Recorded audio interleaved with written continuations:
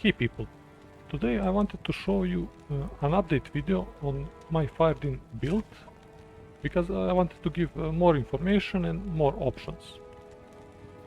So, what is the build? We have Hand of Justice, we have Dracul Grasp, but this is optional and I will show you why. But you want that life tap proc because when fighting bosses you can get in some trouble, and even fighting mobs you need that life steal, because when you proc that life tap you are unkillable basically, because you have with this shield you have a max block. See, we put holy shield and 75% chance to block. So we have Ravenfrost, we have Verdungo, we have dual Lich Ring here. It all depends how much you want to spend. Ideally you want 20 strength on this ring and you want all resistances. And you want Mana Lich. Life Lich is okay, but it is not a must because you get a life tap proc from here. So basically you need a Mana Lich ring with 20 strength and all resistances. That's what you want. So we have Gore Riders for Crushing Blow and Deadly Strike, Open Wounds and so on, but mainly Crushing Blow. We have Dragon Shield. Here you can choose another shield because Vortex Shield, it is highest defense, but it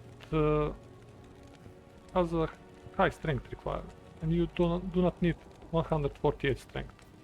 If you take some low requirement shield, you have, for example, at least 10 if not more points that you can spend on vitality or anything else, but it's up to you.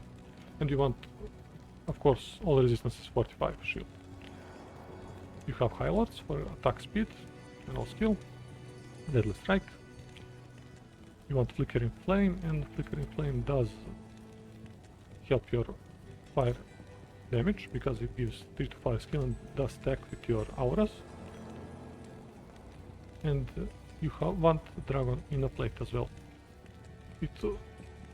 All of these Holy Fire aura, they stack, and all of them get a massive damage boost from fire resist and salvation.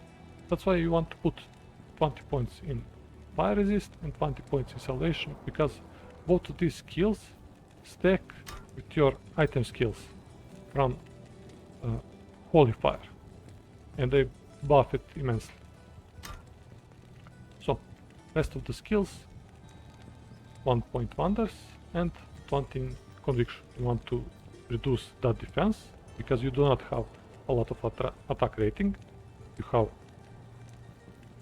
I mean, this is mediocre attack rating, but when you reduce defense by 92%, you hit even with that attack rating. So and you get resist all minus 50, and that includes fire damage, of course, which is your main source of damage.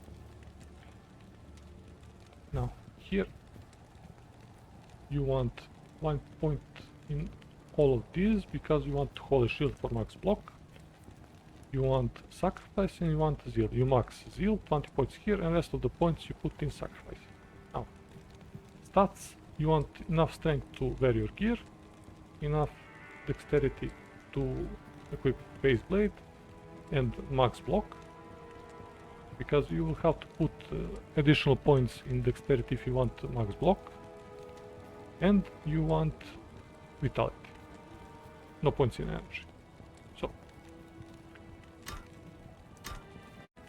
now I want to talk about the options that you have, because if you take Dracul's Grasp you do not have maximum attack speed. You need additional 20% attack speed to have maximum attack speed with Zeal. So you can choose to put some kind of Blood Gloves, or you can choose to put Lion Hands.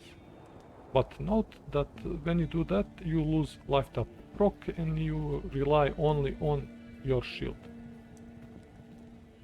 And you have to drink potions. But with life tap, you do not have to drink potions. So it's up to you. But you do more damage. And I mean, blood loss, sky is the limit.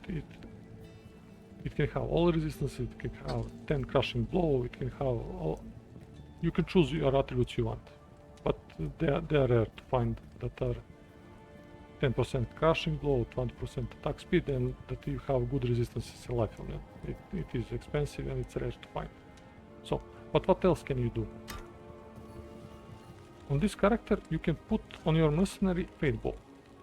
And it gives you Fanaticism Aura, which increases your attack speed, and with Fate Bow and Dracul Grasp you have maximum attack speed. And it increases your damage, of course. And with this mercenary, Act 1 mercenary, I think it is a good combination, because you are a melee tank, she is a range DPS, and I think it is a good combination. So why is this build fun? Because you can go like this, buff up, and this is hell difficulty, and you just walk like this, and you can make a full pacifist build.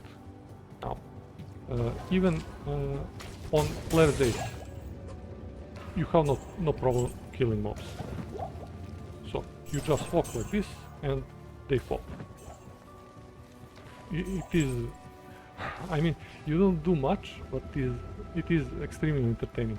One thing to note, that your aura range is bigger than your screen. So monsters are dying even beyond line of sight, and they can drop items, and when they drop some good rune or some good item, you will not see it. It happens. So that's just one note that can be a negative, but it is not a big negative. I mean, you just walk and kill monsters, it is... I mean, it is... For me it is funny and fun at the same time. So, that's the video. Thanks for watching. See ya.